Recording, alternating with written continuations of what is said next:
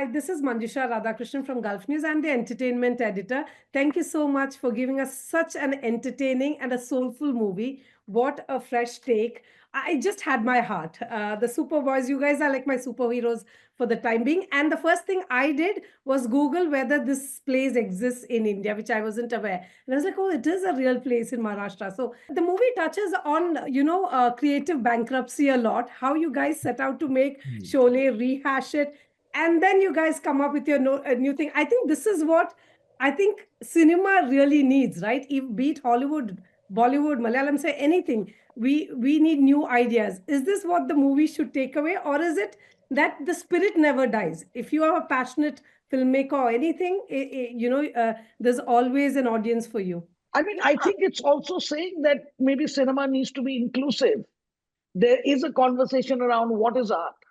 And who can you? I mean, can you say that Nasser is not making art when he's making something so relevant? And can you really judge him on his technicalities? On the technicalities of the film when he had such little to make from. The fact that he made the film itself, I think, is. So it's really kind of. I think this why human beings need to create. Also, kind of, if you took the filmmaking out of the film, it's still such an inspirational film, and that's why I think that for being so specific, it has such universal appeal. Also, Uh, I'd like to add what he did was, I know what you mean by ideas and bankruptcy of ideas, but what he did was take something like something that was loved by him and by the country, but added their representation onto that. And nobody was talking about people like him. Nobody was putting people like him or their lives, their concerns, their nuances onto screen, their humor. Their colloquialism. There was no representation of that. And what he did was he treated Sholay like a backdrop. He just took that and he put their story, their lives onto that. And that I think is very special. And, we've been doing interviews, and one of the journalists pointed out to us that a lot of people have tried to remake Sholay and tried to adapt Sholay, but Nasir Sheikh is the only one that did it successfully. His yeah, film, his adaptation is the only one that's been a hit. So there's something to say about that. yeah. For He sure. made it on 50,000, which was over budget for him. He wanted to make it in 10, and he Right, earned 4 times the amount. right. So I think he Yeah. goes down as the only successful remake of Chole. Boys, I really thought your camaraderie was like the highlight of the movie. Even the friendship with that rivalry, the fallout, etc. It really spoke to you. It was real. You all did not romanticize friendships or hardships. I thought that was my biggest takeaway from this movie. Do you guys agree as well? Did you find that very, most movies I feel look at friendships or hardships in a very, I don't know, vanilla lens. Why? I mean, show it as it is. It's grim, it's depressing, but you all did that as well. Do you think that was appealing for you actors as well? I feel extremely appealing, just how they stand with each other through all the tough times as well as the happier times. Of course, they have their share of conflicts and their fights, their disagreements, creatively, personally, all of that. But it was really, really heartwarming to read this story about all these people just coming together, the community coming together to bring about a change. This camaraderie was sort of etched in so clearly into the screenplay as well by Varun Grover. It's written in so sort of beautifully, and the workshops by Atul Mongia, they helped us relate to each other, and they helped us ease up with each other and lower our inhibitions with each other. And I think that's where it begins, and you work towards creating this friendship. And if you're working with actors like Adarsh and Vineet, it just becomes easier, your job. So for me personally, just letting my guard down, because you have these people who love the craft of acting in front of you, and so it's fun to act. And so I think that's where the camaraderie probably starts from, is that all of us like our job so much. And I think that's a hell of a common job, a common point to have. Zoya, you could have had any actor. I mean, speaking of, bankable stars, etc. And these days, I do so many articles on box office reports. It's soul destroying because nobody audits them. It's just numbers being bandied about. Nobody. So in this case, in a scenario when you could have had any A-lister, perhaps also had such reports being thrown out, why did you choose such, I would say, such talented actors at the end of the day? I mean, It's because I could choose any Ah. actor I wanted, that I wanted Adarsh and Vineet and Shashank. That's why they're in the film. Because Yeah. we could choose and we did want them and we've worked with them before.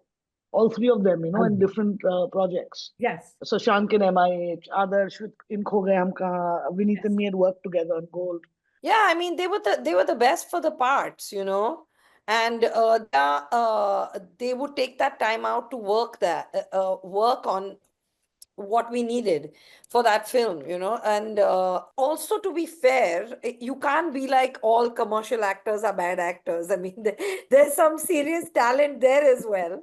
Yeah. There are some very, very talented actors that are commercially very viable also.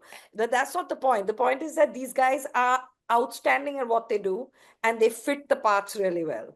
Right. So to not take them would be doing the film a disservice, actually, if you have to look at it that way. They were Right. just perfect. Correct me if I'm wrong. I don't think bankable actors have the bandwidth to be vulnerable. They will not give you the time, perhaps, or perhaps they don't have the time to give. Some don't, but some do. Some do. You need to tell me, there's a documentary that was already made. And this movie also deals with be original at some point, guys, etc. Were you guys thinking about that? Are we like, is it a swipe at us as well? While Not really, because if you see the documentary exists, we all love it, we're fans, in fact, to the point where we've given it a shout out in the film. Yes. But the idea of the film really came when Zoya met Nasir. And when she started talking to him, I mean, I hadn't even heard of the documentary at that point. Zoya had seen it a couple of years before.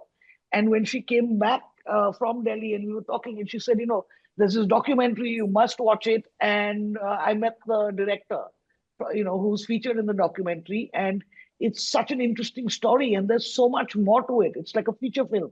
Right. And and if you see both, you must watch the docu because it's really good. So you'll understand that, the documentary is about 1 or 2 months of Nasir's life. Yes. Where he's making Superman of Malegaon. Right. But for us, we were trying to make a film that's over a much longer time period, which is kind of explaining the genesis of Nasir and this community that rallied around him, and how he kind of inadvertently gave rise to a parallel video filmmaking industry. And we wanted to layer friendship and the magic of cinema and the immortality of cinema and all of that into the feature. Right. And also, I mean, he's a real life person. He's a real life person. This is a true story. So there's no copyright or there's no adaptation. You can make as many films on him, and I hope he goes on to do many more great things and more people make films on him, because he actually deserves that. So he's a real life person. So it's not the same thing. Yeah.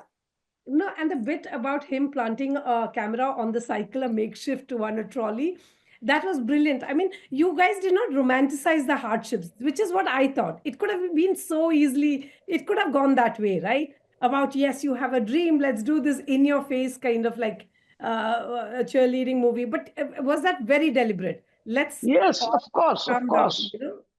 Of course, because I think how little he had is very important in what he managed to do out of it. Right. Make out of it. He didn't wait for any handouts. He didn't wait for anybody to validate him. He just went out, and with the support of his friends, he did the best job he could with whatever he could find, and actually managed to connect with people. Right. Because like we were telling you earlier, the film made 4 times the money they spent on it, and that makes it a massive hit.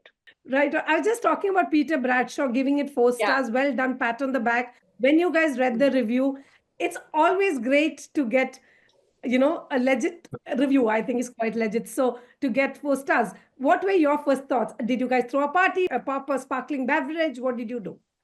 I mean, you just feel happy for a bit. Yeah. And you feel validated for a bit. And then you move on, Yeah. The last, parting words from our actors who did such a tremendous job. I think the movie lives because of all you actors, everyone, even the actress had my heart.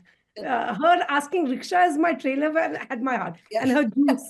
I was You like, know- you guys couldn't have been more funnier.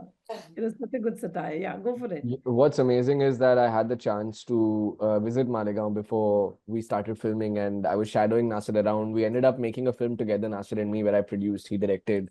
The film's on YouTube.